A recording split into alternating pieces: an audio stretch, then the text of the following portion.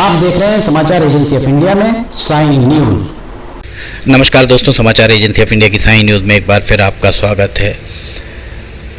चुनाव की आचार संहिता प्रभावी हो गई है। चुनाव की तिथियां घोषित हो गई हैं। 17 नवंबर को मध्य प्रदेश में मतदान होगा। भारतीय जनता पार्टी के द्वारा अभी तक 3 सूचियां जारी की जा चुकी हैं उम्मीदवारों की, जिन पर सहमति बनी है।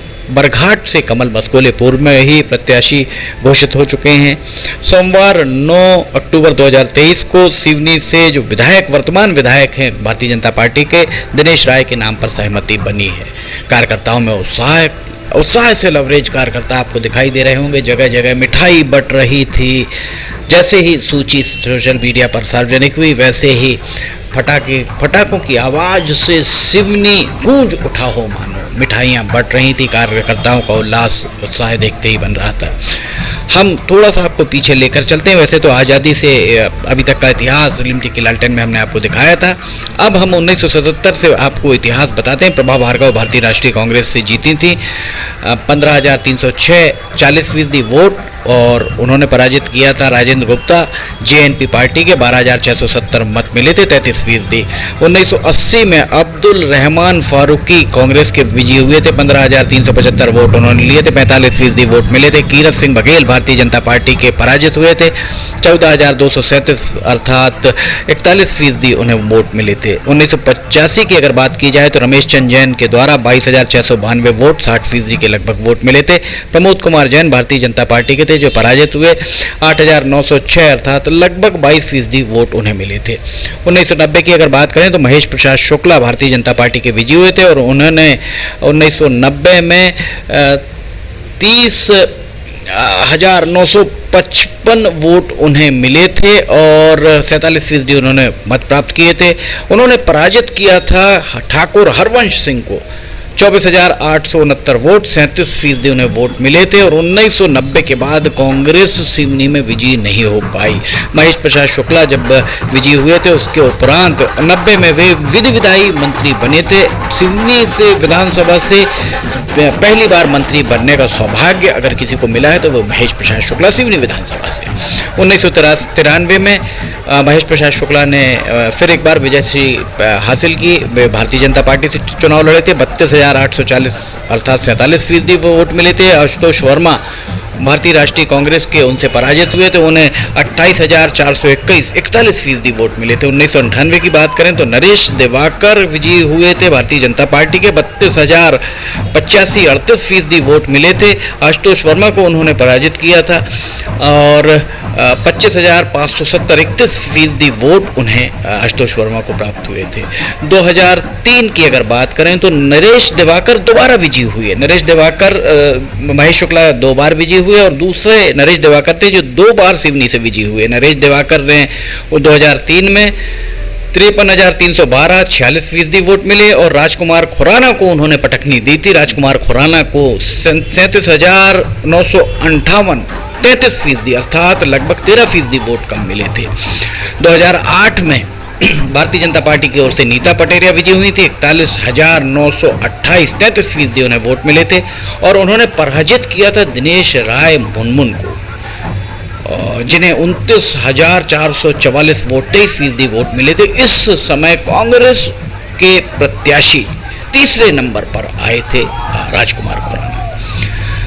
अब अगर बात की जाए, माफ़ कीजिएगा, तीसरे नंबर पर 2008 में तीसरे नंबर पर कांग्रेस रही थी, और 2008 की अगर आप बात करें तो इसमें तीसरे नंबर पर कांग्रेस नहीं रही थी।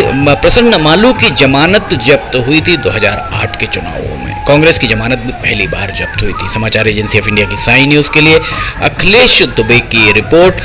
इसके बाद 2013 के चुनाव की अगर हम बात करें तो सिवनी में बहुत सारे मिथक टूटे हैं। 2 बार विधायक बनने के बाद तीसरी बार विधायक, जो 2 बार विधायक रहे वे तीसरी बार विधायक नहीं बन पाए, ये मिथक यहाँ पर टूटा है। महेश प्रसाद शुक्ला 2 बार विधायक रहे हैं और मंत्री भी रहे हैं। नरेश दिवाकर 2 बार विधायक रहे, तीसरी बार उन्हें फिर 2013 में टिकट मिली। तीसरी बार दिनेश राय निर्दलीय विजयी हुए थे 65,402, 37% वोट उन्हें मिले थे। उन्होंने पराजित किया था नरेश दिवाकर को 44,486, 25%, 12% वोटों का अंतर था। और 2013 में राजकुमार खुराना कांग्रेस से जो थे वे पराजित हुए थे और वे तीसरे नंबर पर रहे थे। कांग्रेस धीरे धीरे रसातल में जाती चली गई।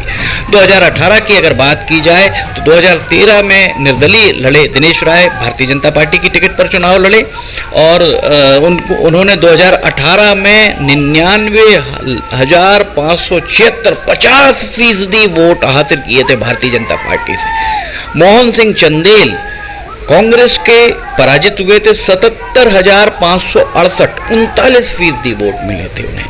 तो 11% वोट का डिफरेंस रहा और सबसे ज़्यादा डिफरेंस वोट्स का रहा है अगर कांग्रेस और भाजपा के बीच में तो भारतीय जनता पार्टी को 1985 में रमेश चंद्र जैन कांग्रेस से थे और उन्होंने 38% के लगभग वोटों से पराजित किया था प्रमोद कुमार जैन कंवर साहब को। समाचार एजेंसी ऑफ इंडिया की साई न्यूज़ के लिए अखिलेश दुबे की रिपोर्ट। ये पूरा हमने आपको लेखा जोखा तब से अभी तक का बताया, जो भी स्थितियां रहीं चुनाव की हम आपको लगातार दिखा रहे हैं। वोटों का प्रतिशत भी हम बता रहे हैं। 2018 में 11% वोटों का अंतर रहा, 2013 में जीत और हार में 12% का अंतर रहा, 2008 में 10% का अंतर रहा, 2003 में 13% का अंतर रहा, 1998 में 7%, 93 में 6%, 90 में 10%, 85 में 38%, चूँकि उस समय कांग्रेस की लहर चली थी। 1980 में 4%, 77 में 7%। इस तरह यह पूरा जो भी अंतर आपको दिखाई दे रहा है चार्ट के जरिए बताने का प्रयास किया गया है। समाचार एजेंसी ऑफ इंडिया की साई न्यूज़ के लिए अखिलेश दुबे की रिपोर्ट। दिनेश राय अगर तीसरी बार चुनाव जीतते हैं, तीसरी बार टिकट, जो मिथक हैं 2 बार विधायक चुने गए हैं यहाँ सिवनी के मिथक, सबसे पहला मिथक तोड़ा महेश प्रसाद शुक्ला ने। जब महेश प्रसाद शुक्ला लगातार 90 और 93 2 बार चुनाव जीते, इसके पहले 2 बार कोई भी चुनाव नहीं जीता था। इसके बाद इस मिथक को कायम रखा नरेश दिवाकर ने 1998 और 2003 में वे चुनाव जीते। 3 बार टिकट किसी भी कैंडिडेट को चाहे विजयी हुआ हो या पराजित नहीं मिली, पर नरेश दिवाकर ने यह मिथक 2013 में तोड़ा। 1998 2003 के बाद उन्हें 2013 में भी टिकट दी गई, पर वे 2013 में पराजित हुए। यही स्थिति दिनेश राय के साथ बन रही है। दिनेश राय एक बार निर्दलीय खड़े हुए, 2013 में विजयी हुए, 2018 में वे भारतीय जनता पार्टी से चुनाव लड़े, विजयी हुए। अब 2023 में उन्हें एक बार फिर टिकट मिली है। वे तीसरी बार चुनाव लड़ने वाले जो विजयश्री का वर्ण कर दो बार विधायक जीते हों और उसके बाद भी उन्हें विजयी होने के बाद टिकट दी गई हो, ऐसे कैंडिडेट्स में नरेश दिवाकर का नाम सबसे पहले आता है। नरेश दिवाकर के बाद दूसरे नंबर पर अब नाम आ रहा है दिनेश राय का। और अगर दिनेश राय चुनाव जीतते हैं, सरकार बनती है और वे मंत्री बनते हैं, तो वे पहले ऐसे सिवनी के विधायक होंगे जो 3 बार विधायक चुने जा गए और उसके साथ ही मंत्री भी रहे। ये स्थिति क्या बनती है, ऊंट किस करवट बैठता है, चुनाव का ही समय ही बताएगा। समाचार एजेंसी ऑफ इंडिया की साई न्यूज़ के लिए अखिलेश दुबे की रिपोर्ट। अगर आपको ये खबरें पसंद आ रही हो तो आप इन्हें लाइक, सब्सक्राइब और शेयर जरूर कीजिए। फिलहाल आपसे इजाजत लेना चाहेंगे। जय हिंद।